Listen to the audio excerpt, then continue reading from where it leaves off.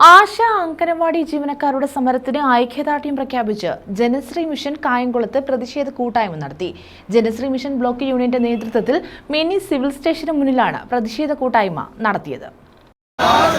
പാവപ്പെട്ട ആശമാർ എരിപൊരി പോയും വെയിലെത്തും, കോരിച്ചൊരിയും മഴയെത്തും. ആശ അങ്കനവാടി സമരത്തിന് ഐക്യദാർഢ്യം പ്രഖ്യാപിച്ചാണ് ജനശ്രീ മിഷന്റെ നേതൃത്വത്തിൽ കായംകുളത്ത് പ്രതിഷേധ കൂട്ടായ്മ സംഘടിപ്പിച്ചത്. കായംകുളം മിനി സിവിൽ സ്റ്റേഷന് മുന്നിലായിരുന്നു കൂട്ടായ്മ. ജനശ്രീ കേന്ദ്രസമിതി അംഗം AM കബീർ ഉദ്ഘാടനം ചെയ്തു. കേരളത്തിന്റെ മുഖ്യമന്ത്രിയായിരിക്കുന്ന സാക്ഷാൽ തൊഴിലാളി വർഗത്തിന്റെ നേതാവ് പിണറായി വിജയന്റെ ഔദ്യോഗിക വസതിയായ ക്ലിഫ് ഹൗസിന് 1.5 കോടി രൂപയാണ് അടുത്ത കാലത്ത് ചെലവഴിച്ചത് എന്ന് നമ്മൾ അറിയണം.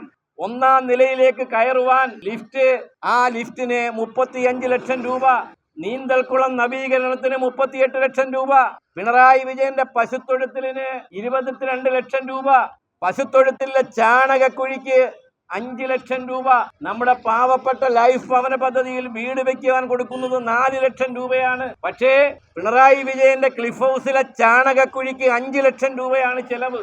അങ്ങനെ കോടാനുകോടി രൂപ ദൂർത്തടിക്കുന്ന ഒരു സർക്കാർ എന്തിന് തിരുവനന്തപുരത്ത് ശംഖുമുഖം കടപ്പുറത്ത് 78 ലക്ഷം രൂപ പ്രതിമാസ വാടക കൊടുത്തുകൊണ്ട് ഒരു ഹെലികോപ്റ്റർ അവിടെ കിടപ്പുണ്ട്, ഒരു ഓട്ടവും ഇല്ലാതെ കിടക്കുകയാണ്. ചില സന്ദർഭങ്ങളിലൊക്കെ പിണറായി വിജയനും സംഘവും കയറി സഞ്ചരിക്കുന്നു എന്നുള്ളത് മാത്രം. പക്ഷെ ഓടാതെ കിടക്കുന്ന ആ ഹെലികോപ്റ്ററിനും കൊടുക്കുന്നു 78 ലക്ഷം രൂപ പ്രതിമാസം. PS പ്രസന്നകുമാർ അധ്യക്ഷത വഹിച്ചു.